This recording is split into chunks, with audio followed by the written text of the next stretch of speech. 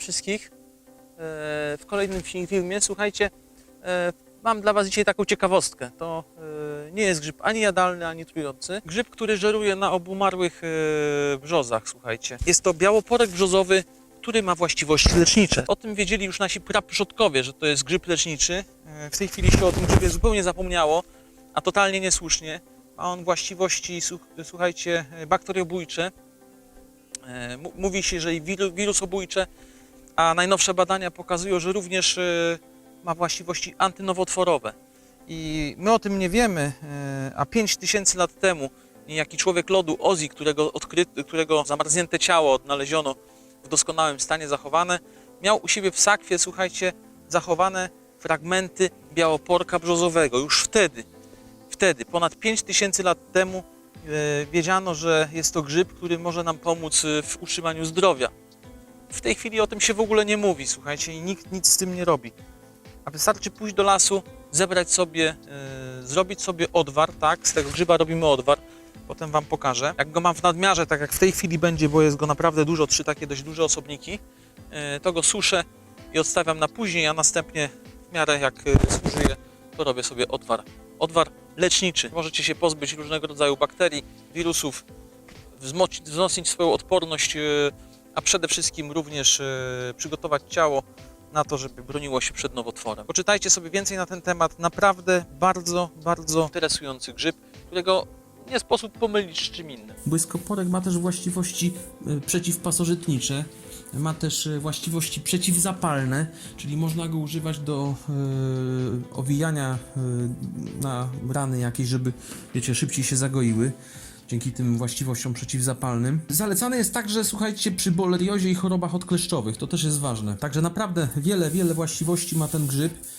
Co do jego właściwości nowotworowych, on ma takie właściwości, o czym już wcześniej wspomniałem, aczkolwiek nie są one tak silne jak w błyskoporku podkorowym, o którym kiedyś zrobię również film, czyli tak zwanym czyrze czy czyru brzozowym. Tamten grzyb jest dedykowany jak gdyby do leczenia nowotworu, o czym kiedyś zrobię odcinek. Natomiast błyskoporek ma takie zdolności, aczkolwiek nie aż tak silne jak tamten grzyb, o którym wspomniałem. Grzyb to nie lekarstwo na raka, ale może Wam jak gdyby pomóc czy zapobiec w pojawieniu się komórek nowotworowych, to na pewno. Natomiast co do leczenia tym grzybem raka nie będę się wypowiadał, nie ma na to jednoznacznych dowodów. W tej chwili trwają badania, które mają to udowodnić. Jak zidentyfikować tego grzyba? Przyjrzyjcie się. Przede wszystkim najważniejsza cecha, o której powiedziałem na początku, rośnie on wyłącznie na brzozach, więc na innych drzewach go nie szukajcie. To muszą być brzozy ranne, obumierające albo martwe, tak jak w tym przypadku. Kapelusz tego grzyba jest w kolorze brązowym lub jasno-brązowym.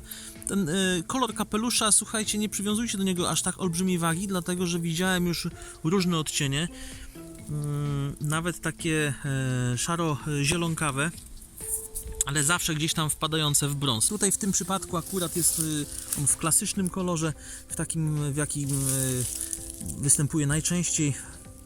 Także jasny brąz, a po brzegach prawie biały. Takie brzegi ma takiego, no one się rozjaśniają, ten brąz się rozjaśnia do takiego koloru. No tutaj na filmie widać, że to jest praktycznie biały. W rzeczywistości to jest taki bardzo jasno brązowy albo kremowy. Ja go teraz tutaj odetnę. Nie jest to proste, bo jest to grzyb z rodziny hub, więc jest twardy. Ale jest to huba jednoroczna, słuchajcie. To znaczy jednoroczna w tym sensie, że grzyb pasożytuje, czy też żyje na tej brzozie wiele lat, natomiast owocniki są jednoroczne, czyli jeśli bym go teraz w tym momencie nie ściął, to za rok już by go nie było, byłby zepsuty. W przyszłym roku pojawiłyby się po prostu kolejne. A to jego cecha najbardziej charakterystyczna. Przyjrzyjcie się, dlatego się tak nazywa białoporek. To jest hymenofor tego grzyba po odwróceniu. Bardzo drobne rurki, których tak naprawdę trudno nawet zidentyfikować jako rurki. Wydaje się, że jest gładki.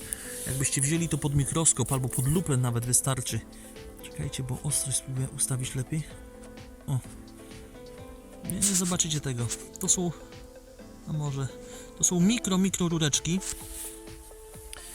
w kolorze śnieżnej bieli.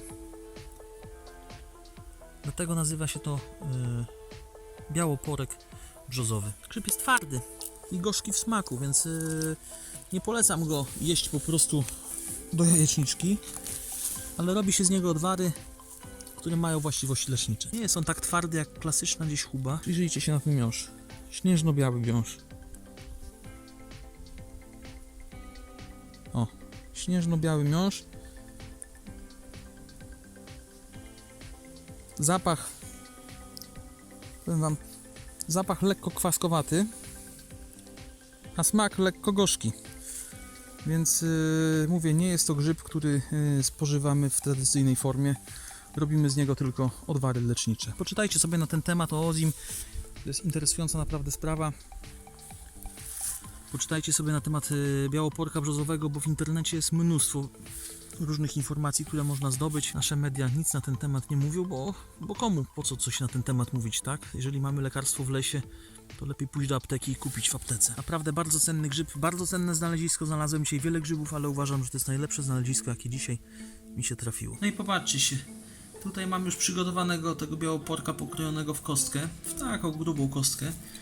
Nie powiem wam, ile to jest wagowo, bo tam różne przepisy różnie podają. Ja to już robię od wielu lat, więc robię to mniej więcej w ten sposób, że taką ilość sobie odmierzam. Trudno mi powiedzieć, ile to będzie. Może 50, może 80 gram tego białoporka. Wsypuję go do zgarnka ze stali nierdzewnej. Czekajcie, bo trzeba to wszystko oszczędzić. Kładę to na palnik. Zalewam wodą. Jeszcze raz przypomnę, że rozmawiamy tutaj o odwarze. Nie robimy z białoporka ani wywaru, ani nie robimy naparu, tylko robimy odwar. Nie sugerujcie się tym, jak ktoś nie umie robić odwaru, nie sugerujcie się tym, co pisze w Wikipedii, bo tam bzdury jakieś są napisane, jak czytałem. W zasadzie według Wikipedii odwar chyba niczym się nie różni od wywaru. Natomiast prawdziwy odwar robimy w ten sposób, że zalewamy tego grzyba zimną wodą. Sekundkę, muszę sobie jakoś jedną ręką poradzić. Nie jest to proste. Mniej więcej tą ilość, którą ja tutaj zrobiłem, to zalewam gdzieś niecałym, jakieś około pół litra wody wylewam. Gdzieś miarka na tym moim garczku jest, ale no, około pół litra wody zalewam te 50-70 gram białoporka, taką ilością wody i gotujemy to, słuchajcie, nie doprowadzając do wrzenia w temperaturze powiedzmy 60-70 stopni, maksymalnie 80. W ten sposób trzymamy go na ogniu przez 30-40 minut i potem wyłączamy. Wyłączamy, ale z ognia nie zdejmujemy, pozwalamy mu na tym ogniu wystygnąć do końca. I to jest klasyczny odwar, a nie te bzdury, które są gdzieś tam w Wikipedii zapisane. Także jeżeli ktoś z was nie wie, jak robić odwar z białoporka, to właśnie już wie. Próbujcie, testujcie, bo to jest lekarstwo, teraz idzie sezon jesienno-zimowy, na pewno się niejednej osobie w domu coś takiego przyda. A jeszcze może dodam, że z białoporka oprócz odwaru możemy robić również nalewki. Z tym, że nalewka ma troszeczkę słabsze właściwości, nie wszystkie właściwości, że tak powiem, białoporka są do nalewki wyciągane jak gdyby w procesie maceracji, dlatego ja preferuję odwary, no i robię ten odwar już od kilku lat, odkąd nauczyłem się i zbieram te grzyby. Polecam, próbujcie i do zobaczenia w następnym odcinku. Trzymajcie się, cześć!